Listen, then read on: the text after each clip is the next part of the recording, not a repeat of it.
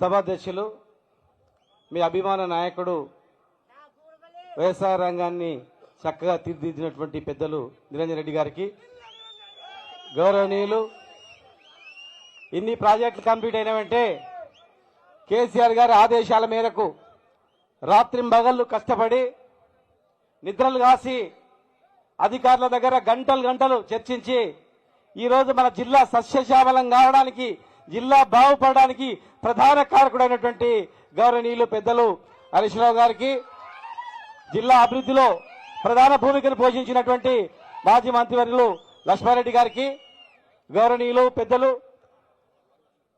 మాజీ ఐపీఎస్ అధికారి, ఒక గొప్ప పేరున్నటువంటి మా నాయకులు ఆర్ఎస్ రవికుమార్ గారికి, పెద్దలు శాసనసభ్యులు విజయుడు గారికి, ఎమ్మెల్సీ నవీన్ రెడ్డి గారికి, మాజీ శాసనసభ్యులు ఆల వెంకటేశ్వర రెడ్డి గారికి, హర్షవర్ధన్ రెడ్డి గారికి, అంజయ్ యాదవ్ గారికి, చిట్టెం రామ్మోహన్ రెడ్డి గారికి,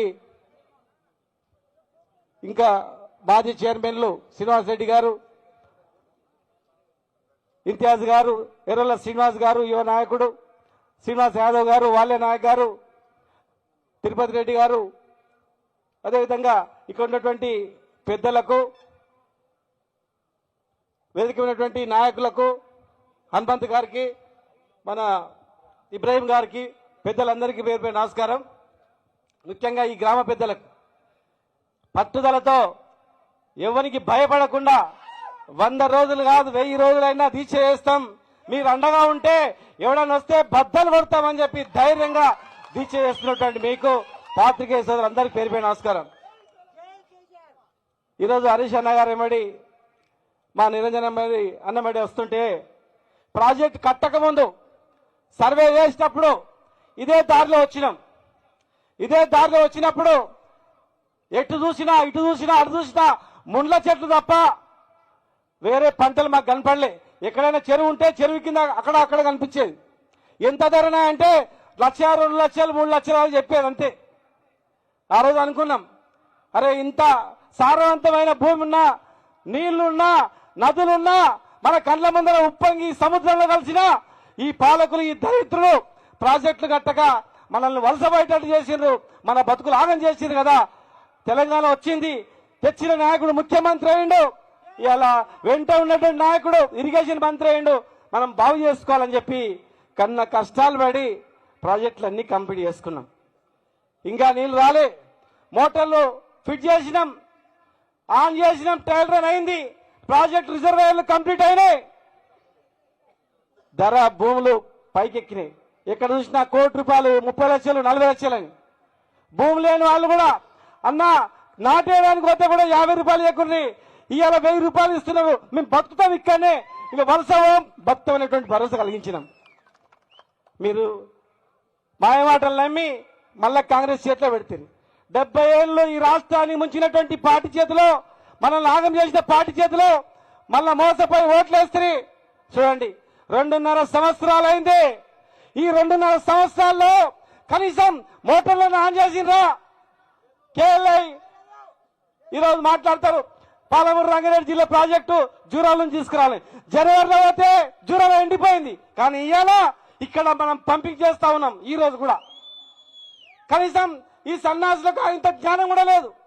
అరే జనవరిలో ఎండిపోయింది, ఇప్పుడు ఇక్కడ పంపింగ్ అవుతున్నాయి, కనీసం మేధావులు కూడా మాట్లాడట్లేదు. ఆన్ చేసిన పంపులు బంద్ అయినాయి, ఆన్ చేస్తే మొత్తం రిజర్వాయర్లు ఉండేటివి, అవి ఆన్ చేయలేదు. ఎస్ఎల్బీసీలో 6 మంది ఇరుకపై లోపల శవాలు ఉన్నాయి, అది కూడా తీయక చేత కాలేదు. ఇరిగేషన్ మంత్రి మహబూబాబాద్ జిల్లాకు వస్తే ఒట్టంలో పంపులు ఉనిపోయామంటే కనీసం తొంగి కూడా చూడలేదు. వీళ్ళ ఈ రాష్ట్రాన్ని బాగుపడే చేసి వీళ్ళ మన జిల్లాను బాగు చేసేది ఒక్కసారి ఆలోచన చేయాలా. ఇలా రైతులు ఎంత గోస ఉంది, రైతులు కన్నీరు పెడతా ఉన్నారు. ఈరోజు అక్కడక్కడ వర్షం నీళ్లకు మేకలు, గొర్రెలు, బర్రెలు, చేపలు, మా తిరుపతి రెడ్డి గారు ఇంతకుముందు చెప్పిండు, ఇక నిండా చెరువులో చేపలు ఉన్నాయని చెప్పింది వాళ్ళ ఇంటికి ఆడుకోతే. మరి చేపలకు, గొర్రెలకు, అన్ని కులవృత్తులకు ఒక జీవకళ వచ్చింది. రైతు బాగుపడితే అందరం బాగుపడుతున్నటువంటి ధైర్యం వచ్చింది. ఇలా వీళ్ళ 2.5 ఏళ్లలో ఒక్క ప్రాజెక్టు కంప్లీట్ చేయలేదు. మోటార్ ఆన్ చేసి నీళ్లు నింపడానికి చేత కాదంట, కానీ ఇక్కడ గొల్లపల్లిలో, చీరపల్లిలో ప్రాజెక్టు కడతారంట. ఎవరి గురించి కడతారు, ఎందుకు కడతారు? ఆ ప్రాజెక్టు మొత్తం నింపిన తర్వాత ఖచ్చితంగా అవసరం అనుకుంటే పంపింగ్ చేసుకుంటారు కానీ దీనివల్ల లాభం లేదు. కేవలం కాంట్రాక్టర్లను లాభం చేయడానికి, కాంట్రాక్టర్లను బతికించడానికి చేసిన ప్రాజెక్టు తప్ప వల్ల ఏం లేదు. మోసం చేసి అధికారంలోకి వచ్చిండ్రు. ఇలా మన జిల్లా మొత్తం వ్యవసాయం చేసుకుని బతకాలి, మనం వేరే బతుకుతారు లేదు మనకు. ఇప్పటి వరకు 2.5 చేసింది ఏం లేదు. ఇక మిలిగింది ఎంత తెలుసా? ఇంకా సంవత్సరం లేదంటే సంవత్సరంన్నర. వీళ్ళు ఎప్పుడు చేస్తాడు, ఎప్పుడు వీక్తారు, ఎప్పుడు చేస్తారు చెప్పండి? వీళ్ళ వల్ల అదే పని కాదు. ఈడ ఏం బీకలే కానీ కేరళలో చెప్తున్నారు. ఏం చెప్తున్నారంటే తెలంగాణలో రైతు బంధు మొత్తం ఇస్తున్నామని చెప్పారు. ఇస్తున్నారా? తెలంగాణలో 4,000 రూపాయల పెన్షన్ ఇస్తున్నామని చెప్తున్నారు. ఇస్తున్నారాక 2,000 4,000 చేసిండ్రా? కానీ కేరళలో చేసినామని చెప్తున్నారు. ప్రతి మహిళకు 2,500 ఇచ్చినామని చెప్తున్నారు. ఇచ్చిండ్రా? కళ్యాణ లక్ష్మిలో తులం బంగారం ఇచ్చినామని చెప్తున్నారు. ఇచ్చిండ్రా? వీళ్ళ ముఖాలకు పైసలు పెట్టి ఒక యూరియా బస్తాలు కావాలంటే యూరియా బస్తాలు కూడా షాపులలో దొరుకుతున్నాయా? పైసలకే యూరియా బస్తాలు దొరకపోతే వీళ్ళు ఏం చేస్తారు? కనుక మిత్రులు కూడా చెప్తున్నా, మనందరం ఐక్యంగా కావాల్సిన అవసరం ఉంది, నడుం బిగించాల్సిన అవసరం ఉంది.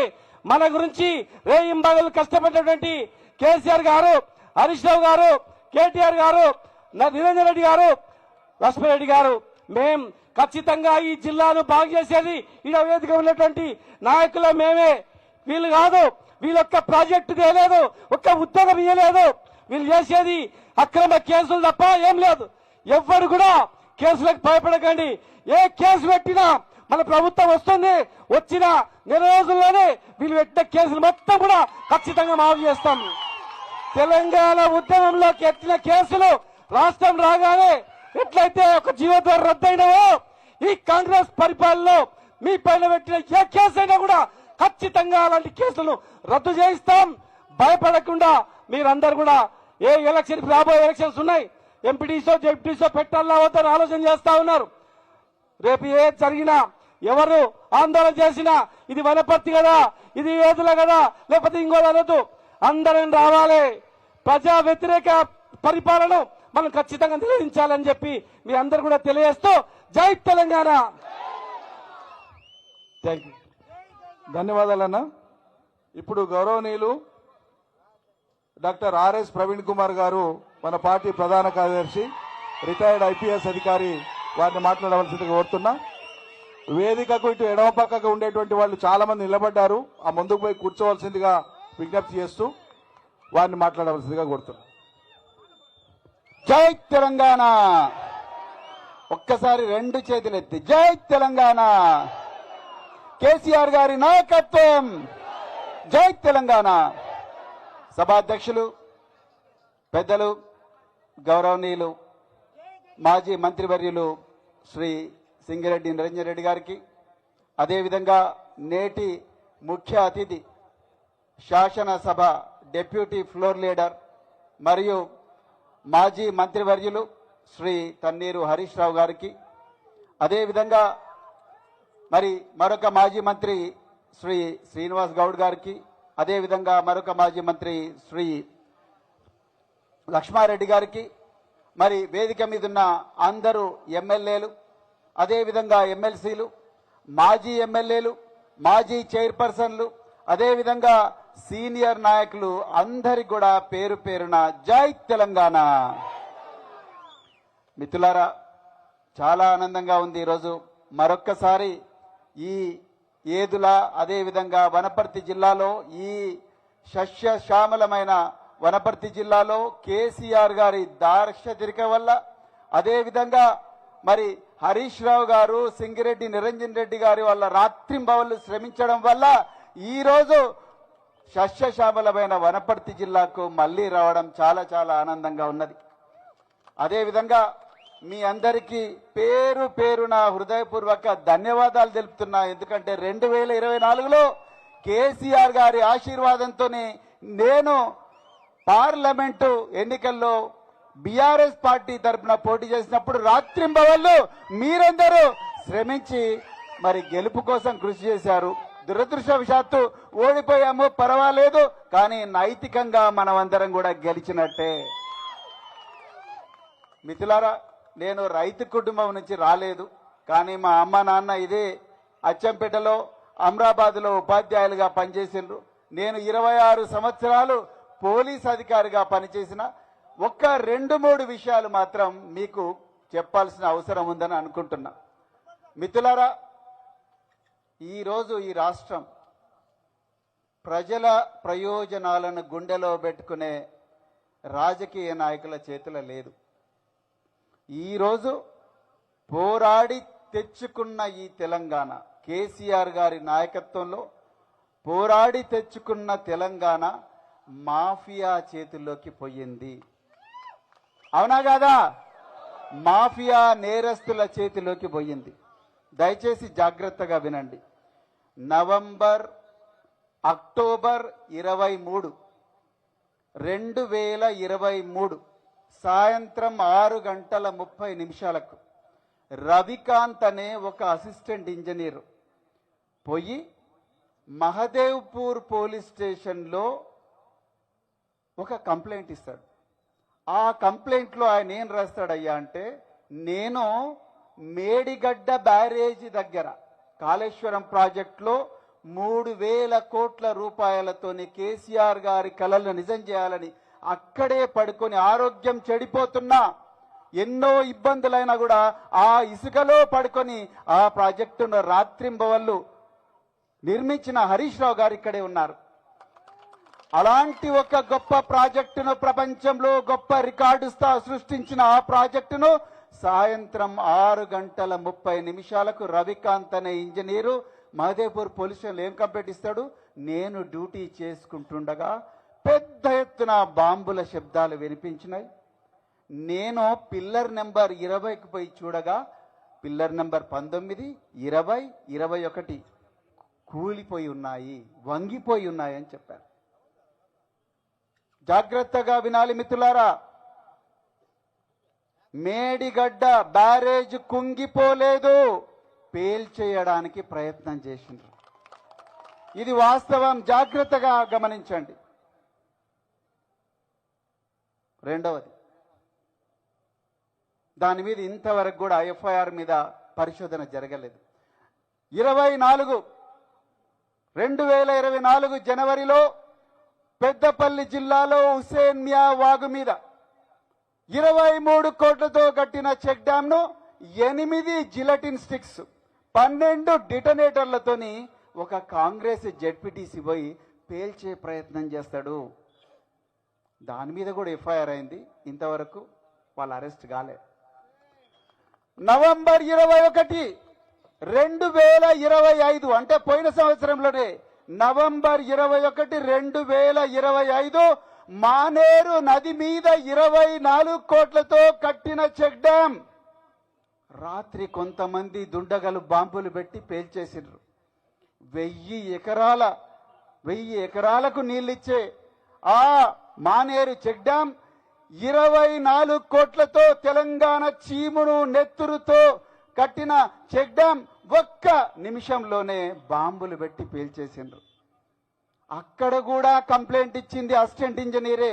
ఆయన బాజాప్తా చెప్తున్నాడు, ఇది బాంబులు పెట్టి కొంతమంది దుండగులు పేల్చేసిండ్రు అని.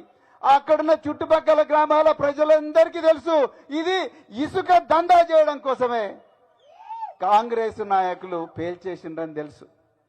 మిత్రులారా, అమెరికా మరియు ఇరాన్ మధ్యలో యుద్ధం జరుగుతుంది. ఈ 2 దేశాల మధ్యలో యుద్ధం జరుగుతుంది. మీ అందరికి కూడా తెలుసు, రోజు బాంబులు వేసుకుంటున్నారు.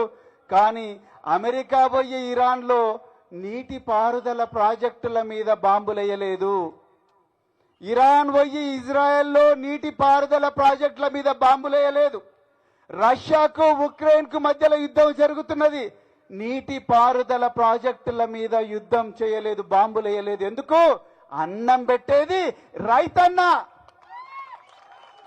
మీరు దుక్కి దున్ని మొక్క నాటి మొక్కకు నీళ్లు పోసి పుట్ట కొద్దీ పంట తీసి కల్లాల దగ్గరికి తీసుకుపోయి పందుల నుండి, కుక్కల నుండి, ఎలుకల నుండి కాపాడుకోవడం కోసం వర్షం వచ్చినా ఎండ వచ్చినా అక్కడే పండుకొని కూర్పాట్లు పడుతూ మా పుట్ట నింపుతున్నారు మిత్రులారా. అందుకొరకే ప్రపంచ వ్యాప్తంగా ఎక్కడ కూడా నీటి పారుదల ప్రాజెక్టుల మీద దాడులు జరగవు. కేవలం కాంగ్రెస్ ప్రభుత్వంలోని తెలంగాణలోనే జరుగుతున్నాయి. అవునా కాదా? ఇప్పుడు చెప్పండి, ఈ ప్రాంతాన్ని ఏలుతున్నది రాజకీయ నాయకులా లేకపోతే మాఫియా డాన్లా? గట్టిగా చెప్పండి మిత్రులారా. పోయిన వారం గౌరవ హరీష్ రావు గారు వారు ఇక్కడే ఉన్నారు. వీరోచిత పోరాటం చేస్తున్నాడు ఈ ల్యాండ్ మాఫియా మీద. కొన్ని ఒళ్ళు గగురు పొడిచే విషయాలు ఒక 2 నిమిషాలు సభాధ్యక్షులు పర్మిట్ చేస్తే 2 నిమిషాలు చెప్తాను. మిత్రులారా, రేవంత్ రెడ్డి గారు ముఖ్యమంత్రి అయిన వెంటనే ఆయన మొట్టమొదటి చేసిన పని లగచెర్లలో 400 ఎకరాలు రైతుల దగ్గర నుంచి గుంజుకోవడం. దాని తర్వాత పక్కనే రేగడి దోసాడలో 400 ఎకరాలు గుంజుకోవడం. మూసీ సుందరీకరణ పేరుతో పచ్చని హైదరాబాద్ లో 3200 ఎకరాల్లో నివసిస్తున్న 1200 కుటుంబాలను భస్మీపటలం చేసి 3200 ఎకరాలను గుంజుకోవడం. ఒకసారి ఆలోచించండి భూముల కబ్జా ఎట్లా జరుగుతున్నదో. అదే విధంగా హిల్ట్ కింద హైదరాబాద్ నగరంలో ఉన్న 9292 విలువైన ఎకరాలు 5 లక్షల కోట్ల రూపాయల విలువైన ఎకరాల భూములను గుంజుకోవడానికి ప్లాన్ వేస్తుంది ప్రభుత్వం. ఆ విధంగా 45,000 ఎకరాలను ఇప్పటికే ఈ దొంగలు కన్నేసిండ్రు. మిత్రులారా, ఒక్కసారి ఆలోచించండి. డబ్బులను ఎవరివి? మనవి కాదా? గట్టిగా చెప్పండి, మనవే. ఒక్కసారి ఆలోచించండి. ఈరోజు మరి ఇదే గొల్లపల్లి చిర్లకపల్లిలో 1300 కోట్లతోని తూడి మేఘారెడ్డి గారు ఇక్కడ మేము మళ్ళా పక్కనే రిజర్వాయర్ ఉంది, మళ్ళీ రిజర్వ్ పక్కనే మళ్ళొక రిజర్వాయర్ కడుతున్నారు. నిజంగా ఆయన నీళ్ళ కోసం కడుతున్నాడా మీరు అనుకుంటున్నారా? 1300 కోట్లు అప్పనంబా జేబులేసుకోవాలని కడుతున్నాడు. అవునా కాదా? అయ్యా మేఘారెడ్డి గారు, అయ్యా రేవంత్ రెడ్డి గారు, ఈ 1300 కోట్లతోని ఎన్ని పనులు చేయొచ్చు? ఈ 1300 కోట్లతోని 60,000 మంది రైతులకు ఒక్కొక్కరికి 2 లక్షల రూపాయలు ఇవ్వచ్చు. డైరెక్ట్ గా వాళ్ళ జీవితాలు బాగుపడతాయి. అవునా కాదా? ఈ 1300 కోట్లతోని 100 ఫ్యాక్టరీలు పెట్టి ఒక్కొక్క ఫ్యాక్టరీలో 200 మందిని ఎంప్లాయ్ చేయవచ్చు. ఇదే 1300 కోట్లతోని. ఈ 1300 కోట్లతోని 100 పాఠశాలలు కట్టవచ్చు. కానీ వీళ్ళు కట్టరు. ఎందుకంటే వీళ్ళు రైతు వ్యతిరేక ప్రభుత్వం. వీళ్ళకి కావాల్సిందంతా వాళ్ళ జోబులు నిండాలి. ఇవాళ మన దురదృష్టం ఏందయ్యా అంటే, ఒక్కసారి ఆలోచించండి. ఈ తెలంగాణలో ప్రతి వారం ఒక బిడ్డ ప్రభుత్వ పాఠశాలల్లో చచ్చిపోతున్నది. ప్రతి వారం ఒక ఆటో డ్రైవర్ ఆత్మహత్య చేసుకుంటున్నాడు. ప్రతి వారం 6 మంది రైతులు ఆత్మహత్య చేసుకుంటున్నారు. ప్రతి వారం 17 పాఠశాలలు మూతబడతా ఉన్నాయి. 17 పాఠశాలలు మూతబడతా ఉన్నాయి. కానీ ప్రతిరోజు కాంగ్రెస్ పాలకులు 25 కోట్ల రూపాయలు వాళ్ళ జేబులలో వేసుకుంటా ఉన్నారు. వీళ్ళు దొంగలు కాదానండి? చెప్పండి, ఇప్పుడు చెప్పండి. వీళ్ళు దొంగలు కాదా? వీళ్ళు మాఫియా డాన్లు కాదా? పొంగులేటి శ్రీనివాసరెడ్డి 373 ఎకరాల విలువైన భూమిని నాదర్గుల్లో ఆక్రమిస్తా ఉన్నాడు ముసుగు కంపెనీలతోని. ఇట్లా ఎన్నో దందాలు చేస్తున్నారు. మిత్రులారా, దయచేసి ఈ కాంగ్రెస్ పాలకుల వాళ్ళ శ్రద్ధ అంతా కూడా డబ్బులు ఏ విధంగా సంపాదించాలన్న దాని మీదనే ఉంది తప్ప ఇంకొక దాని మీద కాదు. మనందరి జీవితాలు ఎంత నాశనమైనా పర్వాలేదు, కానీ వాళ్ళ జోబులు నిండాలి, వాళ్ళ ఖజానా నిండాలి, వాళ్ళ దగ్గరికి లక్షల కోట్లు రావాలనే ఆలోచన ఉంది. అందుకొరకే ఈ రోజు తెలంగాణలో కోదాడ నుంచి కొడంగల్ దాకా, ఆసిఫాబాద్ నుంచి అలంపూర్ దాకా ప్రతి చోట కూడా మళ్ళీ కేసీఆర్ గారు ముఖ్యమంత్రి కావాలనే ప్రజలందరూ కూడా 1000 దేవుళ్ళకు మొక్కుంటా ఉన్నారు. అందుకొరకే దయచేసి ఈ పోరాటం ప్రతి గ్రామం కూడా పాకాలి, ప్రతి చోటకు కూడా పోవాలి, ప్రతి చెట్టుకు పోవాలి, ప్రతి పుట్టకు పోవాలి, ప్రతి చెరువుకు పోవాలి.